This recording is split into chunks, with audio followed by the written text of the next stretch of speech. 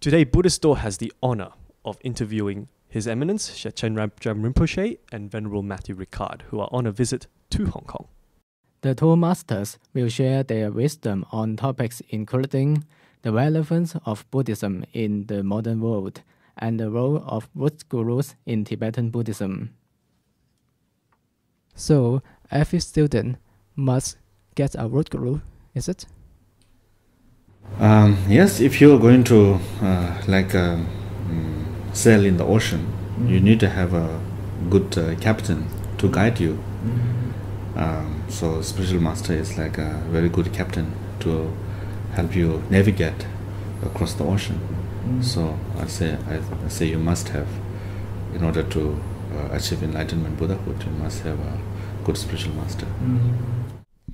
Okay, but actually, what is the true meaning of the root guru?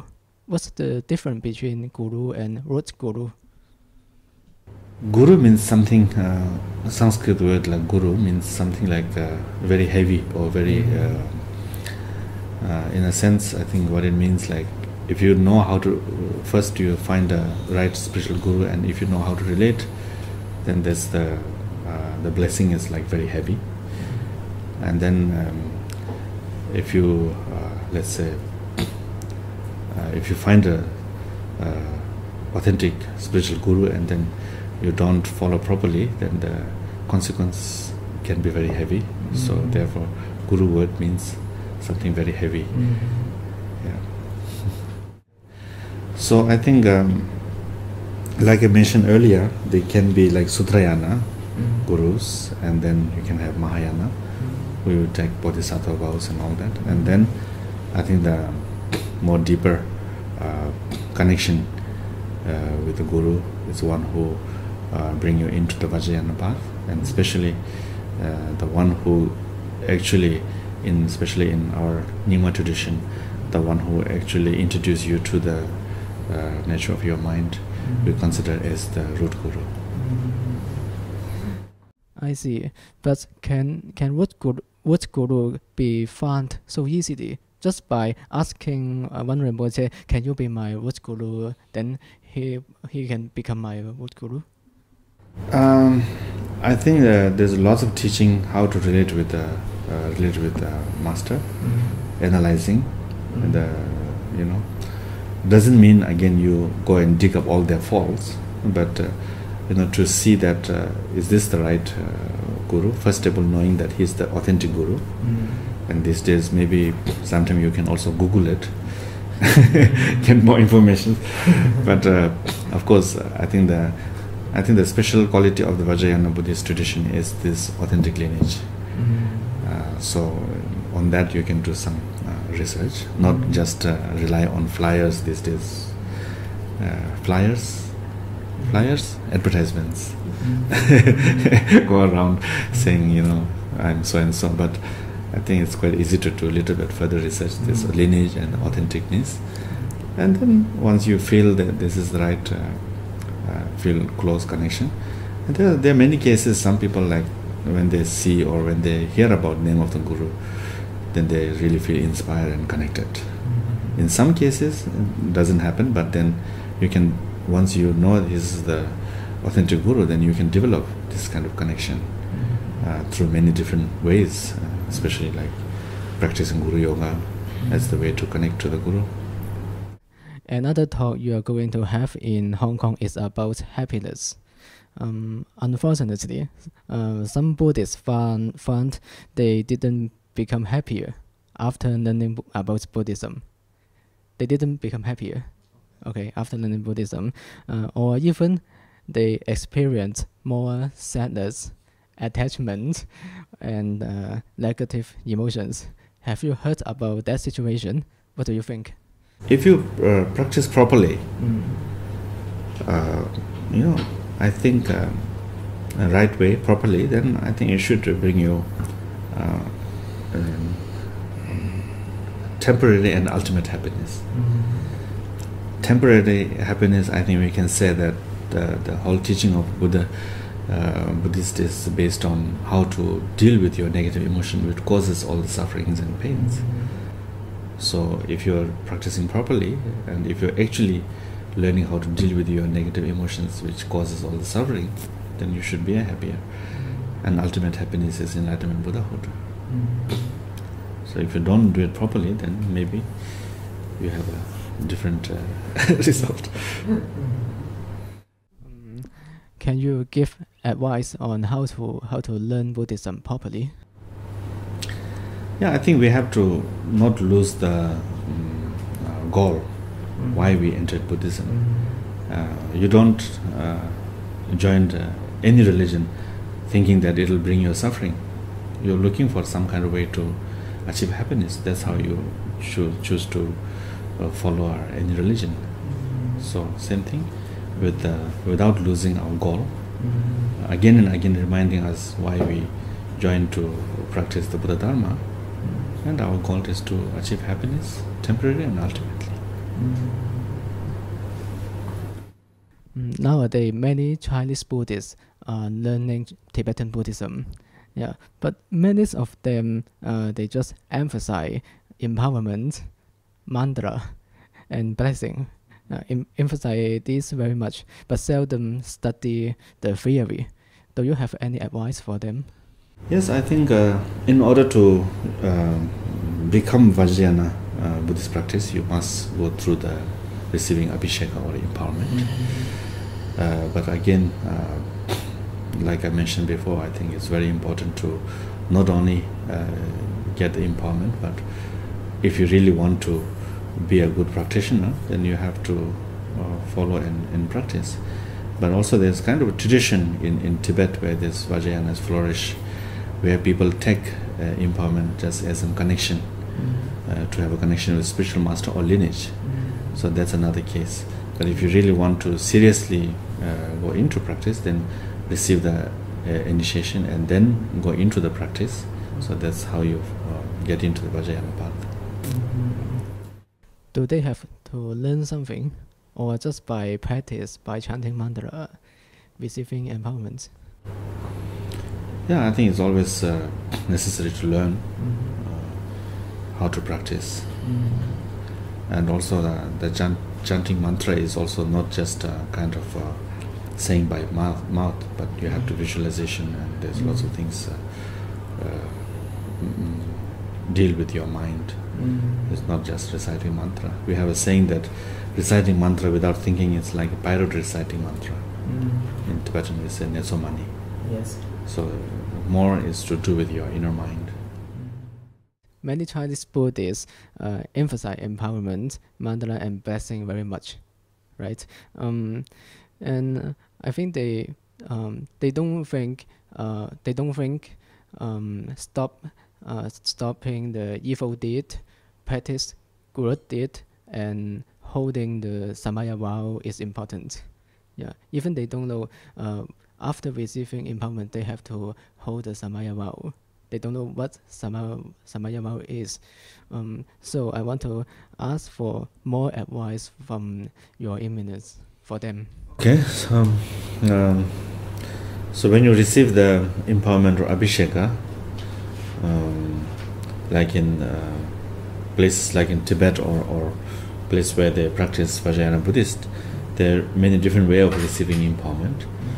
Some, like I mentioned before, they just make a connection and just to have a spiritual connection or to the lineage. So that's just thinking like a blessing. And then some want to engage more into that lineage and practice. So there they take the empowerment more seriously. So then they will have to, well, essence of the let's say Vajrayana samaya is to develop pure vision and devotion.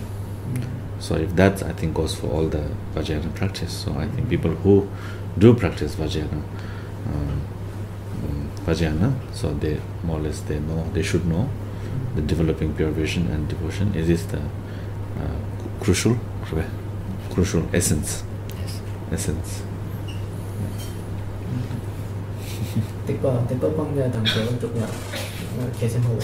Yeah. Yeah.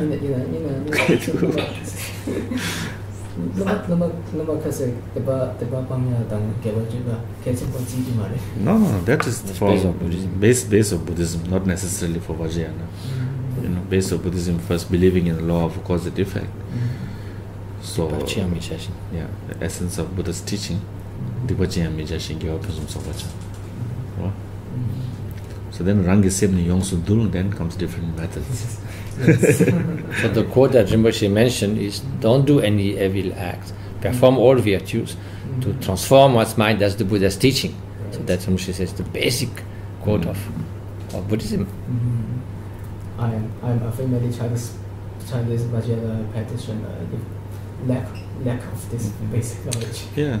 So also when you talk about the Dikpa and Gyewa, positive and negative virtue, also in Buddhism is more on your intention, Samba Sambo. So intention directs towards positive or negative karma. Thank you very much for Rinpoche's teaching. Tojiche, you speak English very well. Thanks a lot.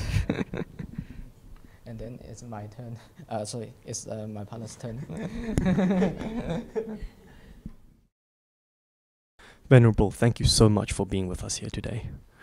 On the advertisement of the talk, Buddhism and its relevance to the modern world, which is the second of the two talks, will be given on the 12th of September. It was declared Buddhism is a pragmatic science of mind, an altruistic art of living, a meaningful philosophy. Could you explain how Buddhism can be science, art, and philosophy all at the same time? Well, science means honest, rigorous investigation of reality.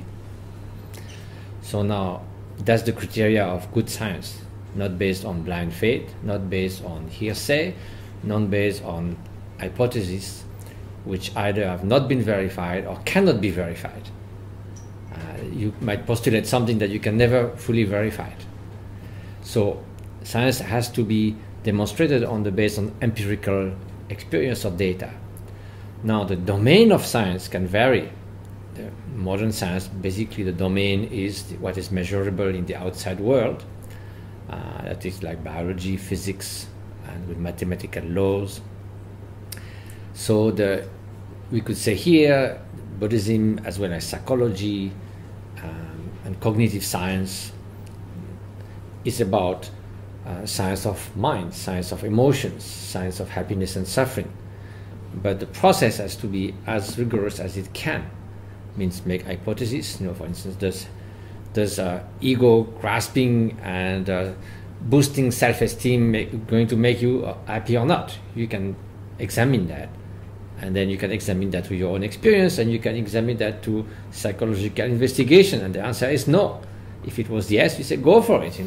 Boost your ego as much as you can and see the result. Does jealousy help for happiness? Okay, try for 24 hours to be jealous from morning till evening, and if the result is good, go for it. If it's not, don't shoot yourself in the feet. So in that way is a science, basically of how the mind works and how the mind can make us can be our best friend or our worst enemy.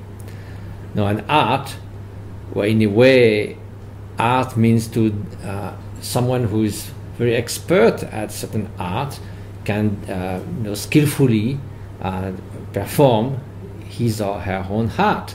So in a way, we speak of art of happiness, art of meditation, in the sense, or a Buddhist art, in the sense of doing properly, skillfully, in the best possible way, traveling on the path. Now philosophy, because it is not based only on sort of blind experience, but also it is guided by a view. The Buddhist view is crucial, especially when we deal with suffering, because one of the biggest misunderstanding about Buddhism, and also one of the most profound teaching of the Buddha, is that when we speak of suffering, it's not just toothache or inconvenience and sorrows that you have momentarily, because everyone knows it is suffering. When the Buddha said the truth of suffering, he doesn't have to say that a toothache is suffering, because everyone knows. Why? We don't need the Buddha for that. What the Buddha said is suffering is a much deeper level than that, linked with ignorance. that we don't usually recognize as suffering.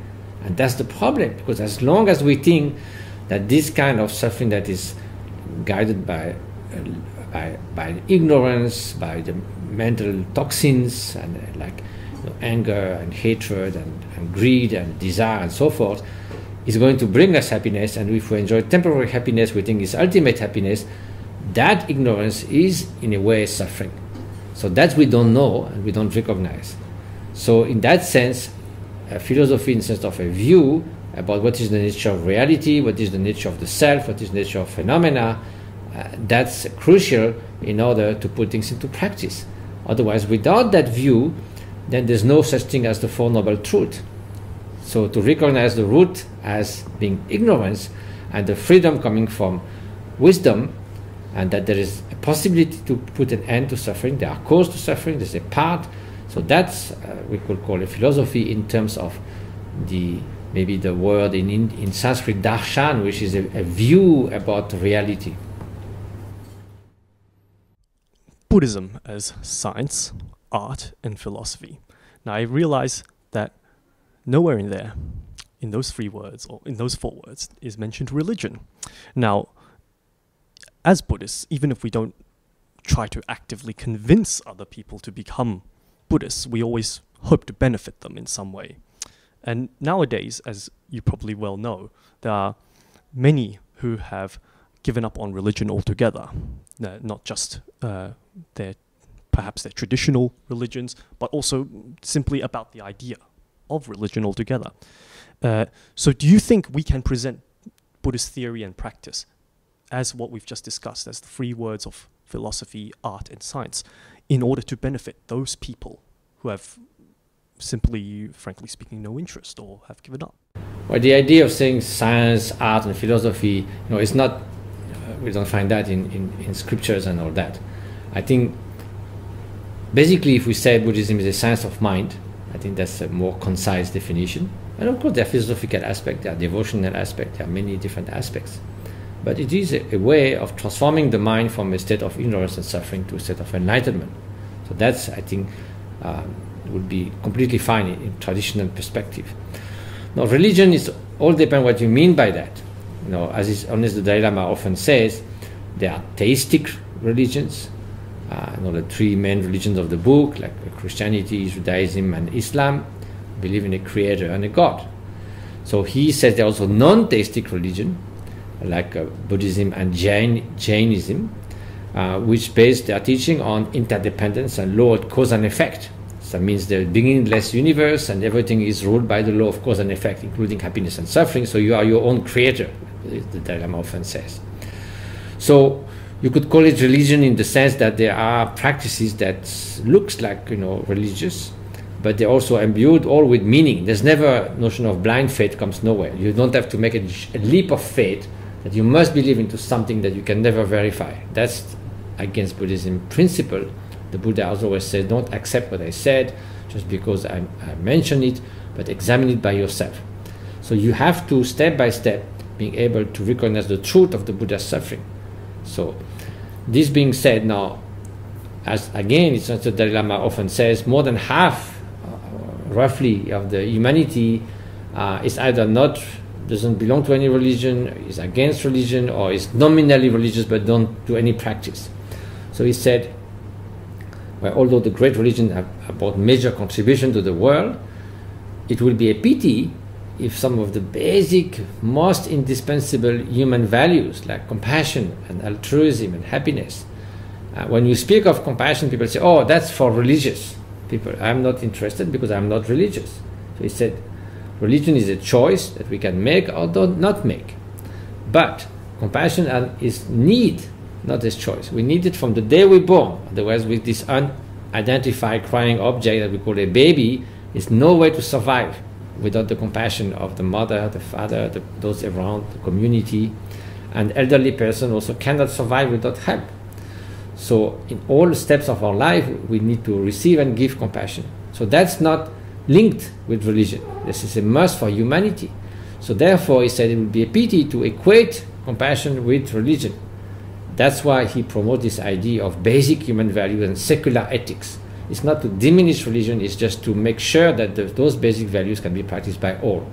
Now, if you use like Buddhist teaching, you can enhance that and cultivate those much further. So that you have tools to do that, but it's not indispensable. But at least we should recognize that those are basic values that everyone needs. Now, if you want to cultivate them through religion, that's fine, it's up to you, but we should not just like, exclude the secular people from the idea of becoming a better human being. In your travels, have you noticed any differences between traditional Tibetan Buddhism and Tibetan Buddhism as practiced in Western regions? Well, there are many different ways that is being done. Some are very authentic, traditional, as Raymond Lam said, based on authentic lineage, and by heirs of that lineage who do their best to preserve that authenticity and then to transmit the teaching in a correct way. So that's happened in the West, that's happened in the East. And there are also people who invent their own sort of fabrications and mix a little bit with that and this. I often say I'm making kind of salad, mixed salad. So of course then it may not be so authentic, but it's also happened in the East. So it's not just for the West. I mean, even about, sometimes it happens even with young Tibetan teachers that come out of nowhere, somewhere. And then, so that's why, as Raymond Lam said, we need to examine according to the scriptures. There are many scriptures like the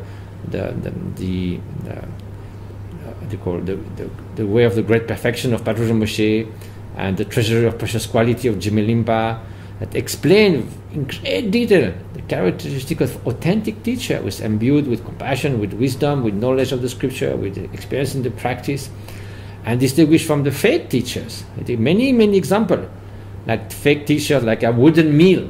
Wooden mill makes a lot of noise, but doesn't make the grain become flour.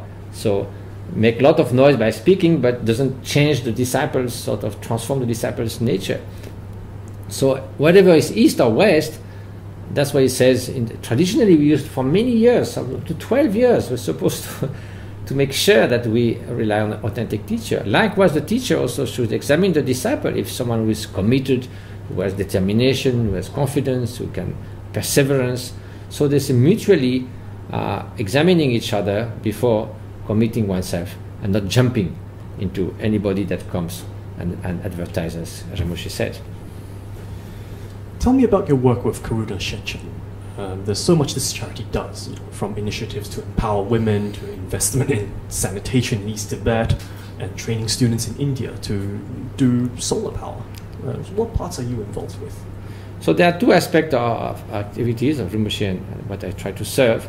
One is purely spiritual, to preserve the tradition through restoring monasteries, like we're trying to rebuild the Shechen Monastery in Tibet, and monastic colleges and retreat centers, helping monks and nuns in different parts of the world, like in Tibet, Bhutan, and Nepal, India, and so to preserve the tradition. But so that's the core of the mission of the Khyentse Rinpoche's lineage. Now, there's also the activity aspect of compassionate activity that is an outcome of the Dharma, and that is meant to address as much as we can any suffering that we encounter. So of course we cannot do everywhere in the world everything at the same time, so we don't have any karma possibly to do that somewhere in Africa or somewhere.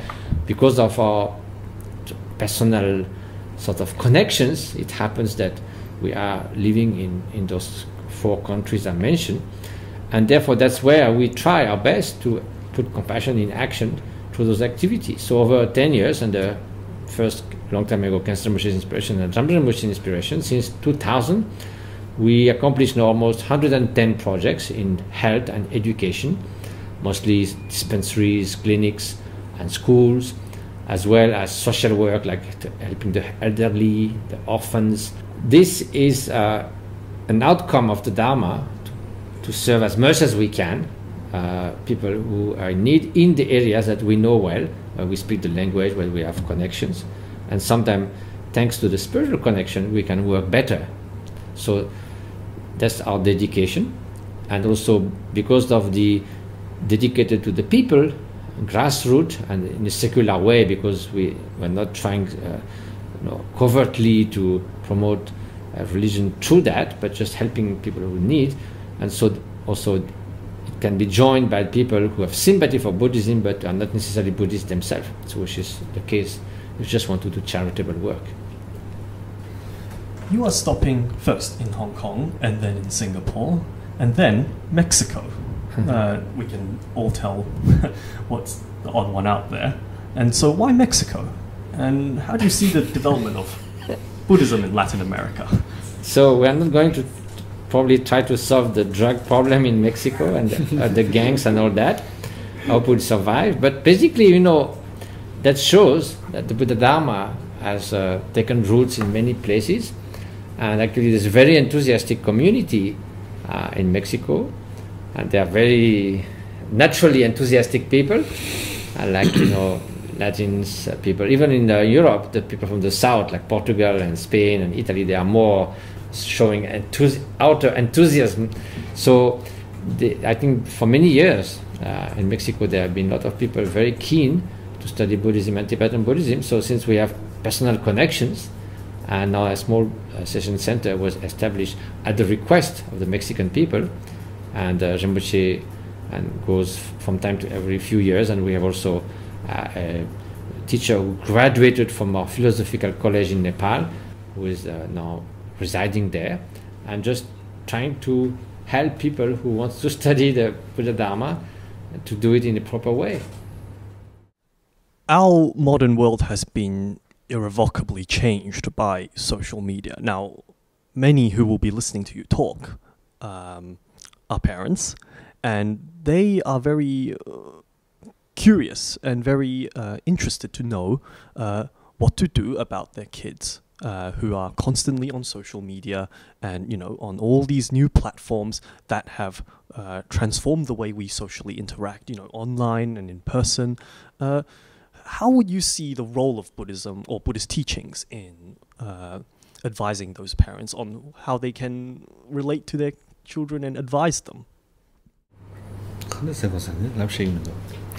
지난 보고서 디 파마이 빼다 그러와. 네. 파마 밑에 정부치 넘버 1 인사마로. 맞아. 그러와. 다 보고서 보서라는 치도. 소셜 미디어 때 powerful 디 positive negative 니가도 같아요. 네. 딘디 파메 이지 positive 초디야 벨토나. 소셜 미디어 돈이 연대한 돈 그러와. 네.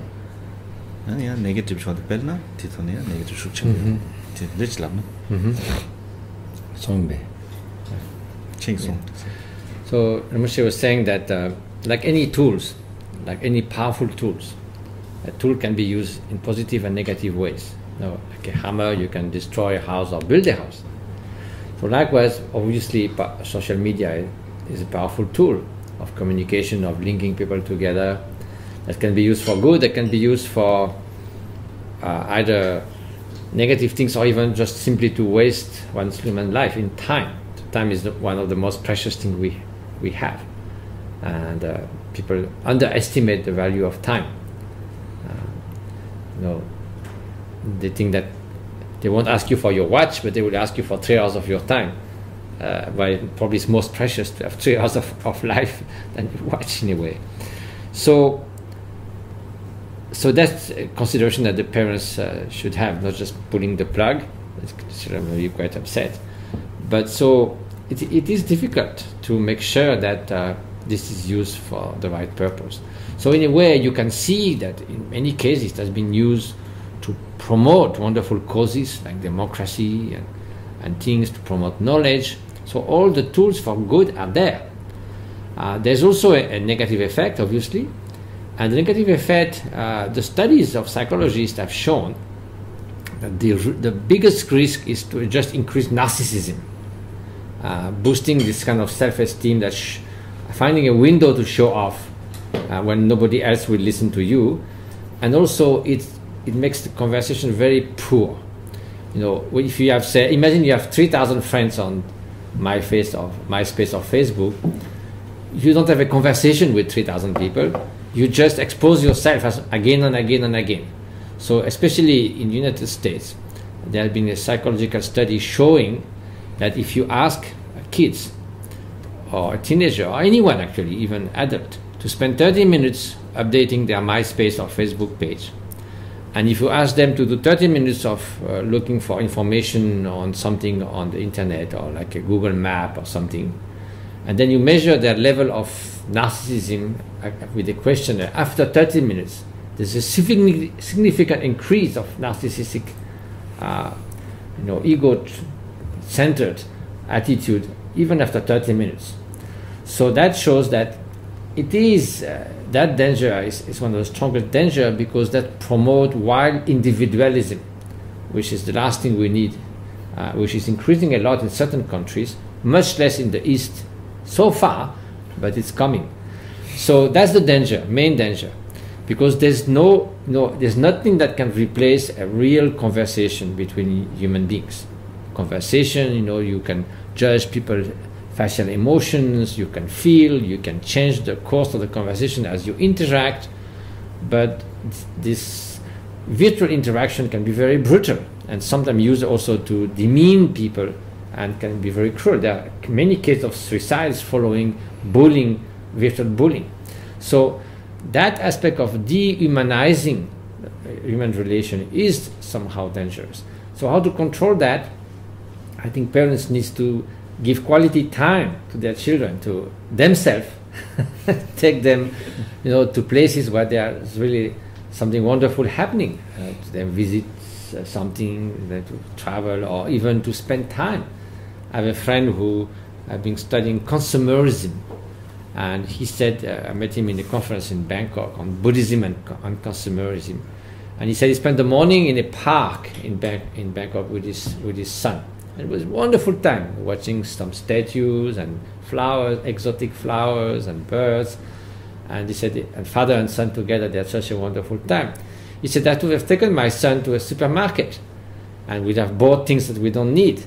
And then we'd have taken maybe a tuk-tuk or a rickshaw, and then we might have an accident, and then a court case, and then taking the rickshaw driver to hospital. All that would be much better for the consumption and the economy, but it will be much less in terms of human relations. So I think, in general, we should be very worried about, we should encourage really warm, fulfilling, enriching human relationship.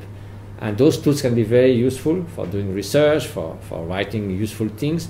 It can also be a terrible tool of distraction, and especially the violent video games. That is absolutely well established without controversy that they increase violent attitudes and violence behavior. This is not matter anymore of discussion. This is entirely clear. And it has not only a short-term effect of increasing aggressive behavior following playing a violent game, but it has a cumulative effect, and you can measure it down 5 years later. This is really something that is destructive to making a compassionate person. Crime rate high chadwa Buddha rule Tibetan crime rate. Yeah, and also the introduction. So the television is the same. It's not that television is bad per se, but television has a totally unnatural amount of violent images. By 12 years old, a European and American boy or girl have seen 12,000 crimes on TV. So basically, even program for children, 70% have violent images, about 14 per hour. I was just looking at the statistic. That means at the end of the year, you have seen a month, you have seen tens of thousands of violent acts. This is totally unreal. This is nothing to do with real life. I mean, fortunately, it's quite rare that a teenager has seen a real murder in real life, but he has seen 20,000 by 20 years old. So that's give a completely deformed vision of reality. So television is not reflecting the real world, but it makes you believe somehow that murder and crime and violence is the way of life. So therefore, studies, which is not anymore possible because TV is everywhere, but studies that shown the difference after the introduction of television that was done in remote valleys of Canada, in South Africa, and in Bhutan. It has shown that following the years that after introduction of television, because of the violent contents of many of the broadcasts, the crime rate has increased, aggressiveness as verbal aggressiveness and physical aggressiveness as sometimes double or triple. So that's, nobody contests those results, but nobody pays attention because the financial lobbies are so strong, and it's a big mistake because in fact, violence, people think the violence will attract more audience. It has been shown that this also is not true. There's a study, they took a violent thriller, which is a well-done story, and they took out all the 20 most violent episodes out of the film, but they left the storyline, which was very entertaining, and they run that to 50 students, one with the violent content, one with the violent content taken out. And actually, the non-violent edited thriller, which was still very engaging, the rating of 50 students was better than the. So it's a mistake also to think that because of violence you're going to attract attention. And most of the blockbuster movies are often very human ones, that really people enjoy because it's so moving and gives a good idea of human being. So I think not only it's very mean for the lobbies to impose those violent images, knowing the consequence for the children, but it's also a wrong bet because in fact people do naturally prefer movies that are more inspiring than violent movies. Your Eminence and Venerable, thank you so much for having us, and please enjoy your stay in Hong Kong. Also, thank you from my side.